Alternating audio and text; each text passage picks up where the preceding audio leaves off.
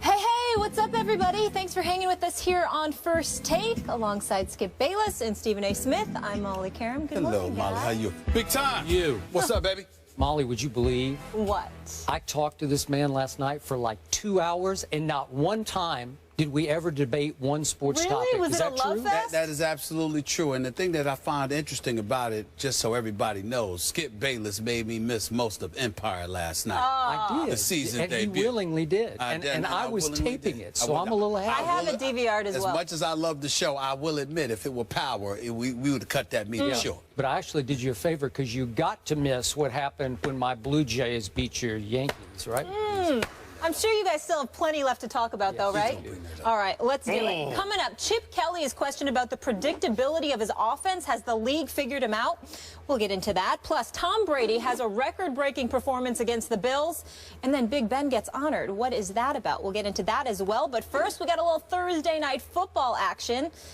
Let's discuss. The Redskins are now 1-1, losing Week 1 to Miami and pulling off the win Week 2 against the Rams. On a positive note, Kirk Cousins has been sacked just 3 times in 2 games, while running backs Alfred Morris and Matt Jones have combined for 182 yards and 2 touchdowns in Sunday's win. The Giants, on the other hand, are 0-2 after blowing 2 double-digit leads in the fourth quarter, first to the Cowboys on Sunday Night Football, then to the Falcons. The Giants are a 3.5-point favorite.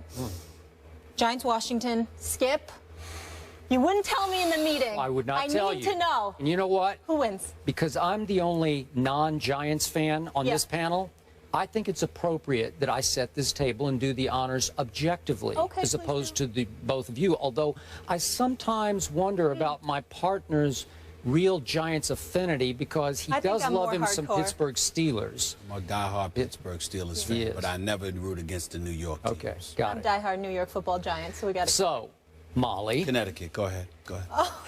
Even though Victor Cruz has been ruled out with a calf injury, and even though, and this is a stunner to me, Dominic Rodgers-Cromartie has been ruled out with a concussion. Appreciate you saying that, big letting loss. everyone know. And even though your fine young left tackle Eric Flowers is listed as doubtful, doubtful. Tell the people. Woo! I am still going Giants 30-21, because I still believe that even beat up as they are, the Giants are that much better, 9 points better at home than the Washington Redskins, whom I think are being a little overrated early on. Let's look at what has happened to the Giants so far. I think we could both agree, all three agree, that they easily could and should be 2-0. Yes. Because no team in NFL history has ever blown double-digit fourth-quarter leads in the first 2 games the way the Giants have. They were up 23-13 on my Dallas Cowboys on opening night with 5 minutes left in the game and managed to blow that. They were up on the Atlanta Falcons at home last Sunday, 20-10. A couple of minutes into the fourth quarter, managed to blow that. Eli, $84 million man that you are. But speaking of Eli, last year he torched these Redskins twice. I thought he played his 2 best games of the year against these Washington Redskins. He had a combined, favorite stat, QBR, scale of 0 to 100, against the Redskins last year, a 2-game QBR of 93.3. That's pretty great. And remember that first game at Washington? Torch City, 300 yards, 4 touchdowns. 45-14 Giants at Kirk Cousins, who threw 4 interceptions for the home team. So he's got some making up to do, but I'm not sure he's going to be able to make that up to his team this time. Second game at Giants, 24-13 Eli's. He throws for 253 touchdowns and no interceptions. But more importantly, Odell Beckham Jr. in that game caught 12 balls for 143 yards and 3 touchdowns. I expect more of same tonight. And speaking of those Redskins, I will be the first to admit they've looked a whole lot better than they did while my guy RG3 was playing quarterback for them in the preseason, especially that one fateful night, which was disastrous for him and for them. But I am here to submit to you, Mr. Smith, that even though they hung in with the Miami Dolphins, we are way overrating the Miami Dolphins so far. I said before the year they were not going to make the playoffs, even though some people I know were picking them to win the AFC East. Are you kidding me?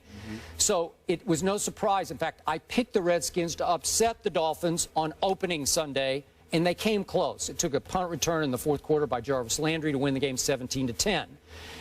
And then last Sunday at home, those Redskins, I thought, caught the St. Louis Rams sleeping on them because the Rams are coming off a huge emotional home opening day victory, remember, over the Seattle Seahawks. We're going to talk about them pretty soon. And I don't think the Rams took them seriously enough and found themselves down 17-0 at half and could not climb out of that hole because the Redskins had discovered the two-headed running back monster with Matt Jones plus Alfred Morris. That's a pretty tough 1-2 punch to stop. And the Rams weren't up to it on that day. I still said the Rams are going to be a wild-card team, so I'll stick in with that. Big picture, though, Giants, little better than Redskins. Prove it tonight. Eli, you better come through, big guy. It's your time. You better live up to that contract. 30-21, your New York Giants. I like it. I don't blame y'all for liking it. These are the New York Giants that we're talking about here, and we're talking about Eli Manning, who hasn't thrown an interception thus far this season, thank the good Lord.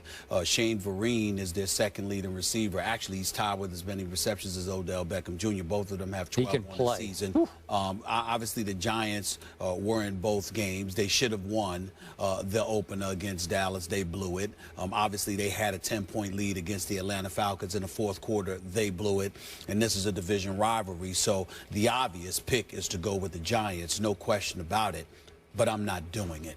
On this particular night, Skip, I have to admit, I'm leaning towards the Redskins, and that's who I'm picking to win. Did I just change your pick? No, you didn't. In case I mean, okay, I just want to make sure. No, you didn't. I thought about it long and hard last night, and I'm looking at the Redskins defense. Skip Bayless, they are ranked. They have the third-ranked defense in the NFL this year, giving up 13.5 points a game. I think in yards, they're number one. They're number one in yards allowed.